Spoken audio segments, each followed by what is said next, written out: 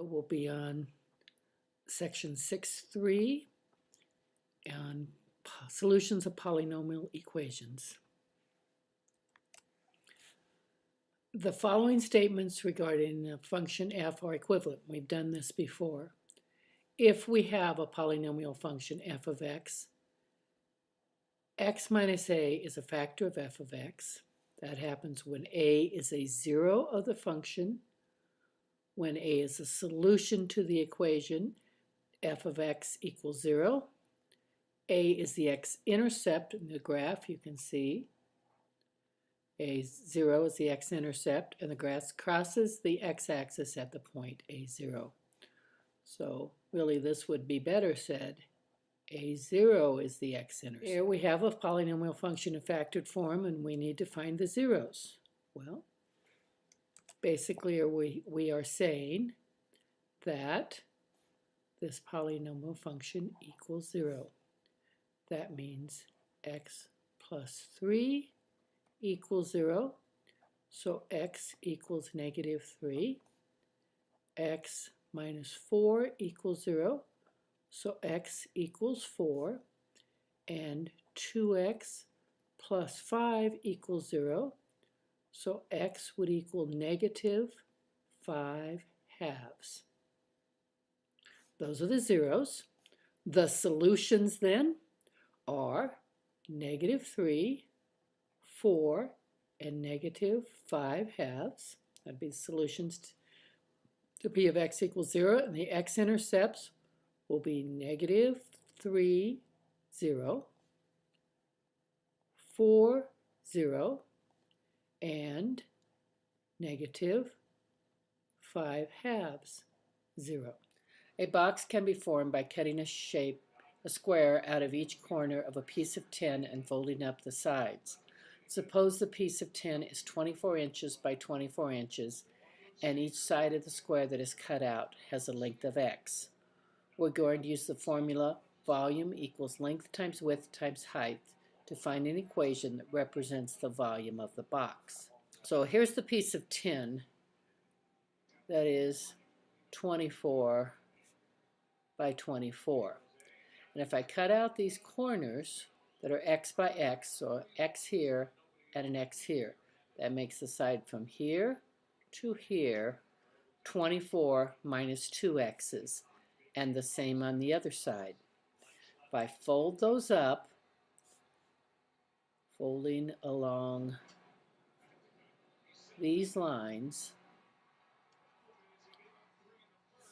I can make this box. It is now x high and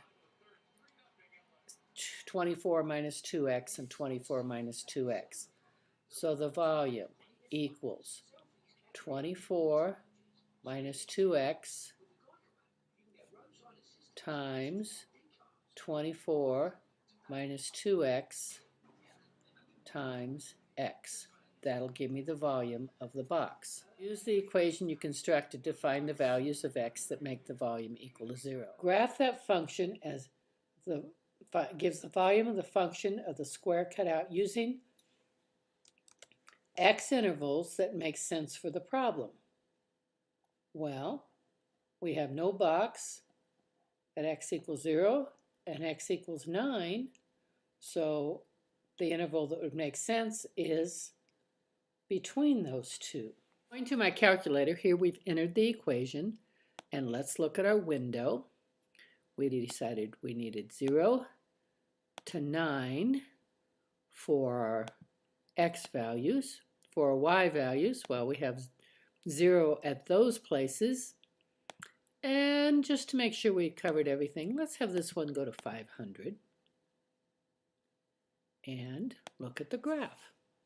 So it goes up and then it comes back down, started at 0, went up fairly fast, and then it comes back down gradually. But this is our graph. We have the equation volume equals 24 minus 2x times 24 minus 2x times x, and we want that to equal 0. So that means 24 minus 2x would equal 0. 24 equals 2x, or x equals 12, would make the volume 0. And going from this one, x equals 0. So either x equals 0 or x equals 12 will make the volume of this box 0.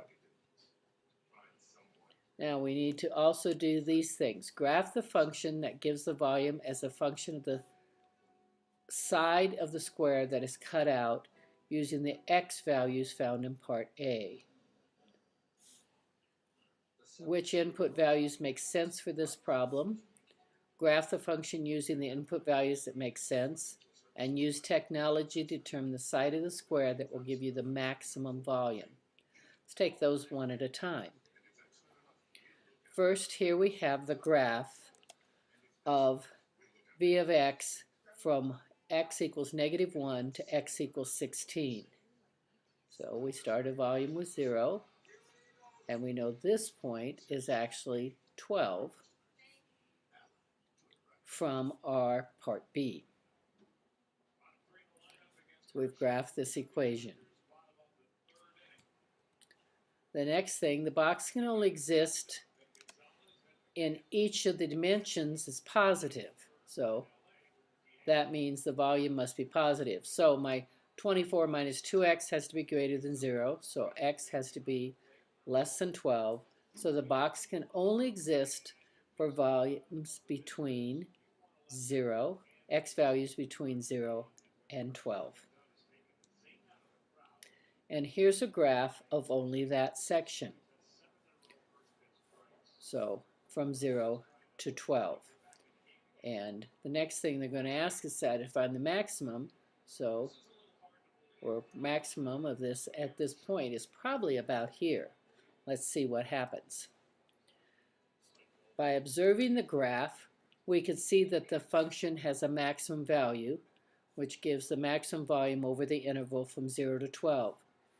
Using the maximum feature on our graphing calculator, second trace or calc, we see the maximum occurs near when x equals 4.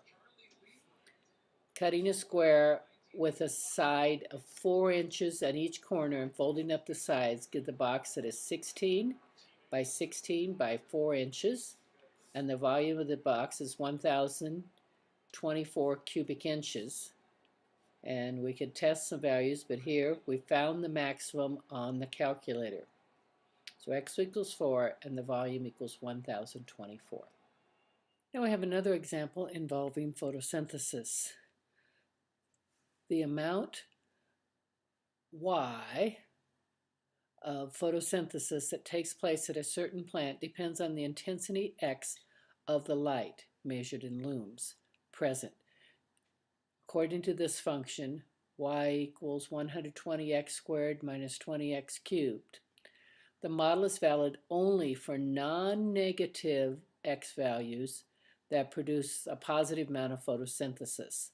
They ask us to do 4 things. To graph this function with a viewing window large enough to see 2 turning points. Use factoring to find the x-intercepts of the graph.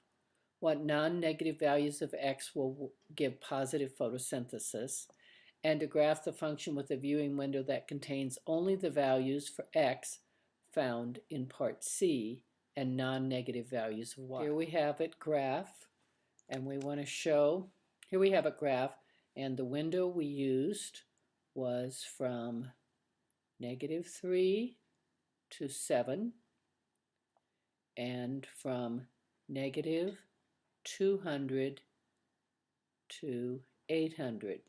It showed 2 turning points here and here. As we know, a cubic function would have 2 turning points at the most.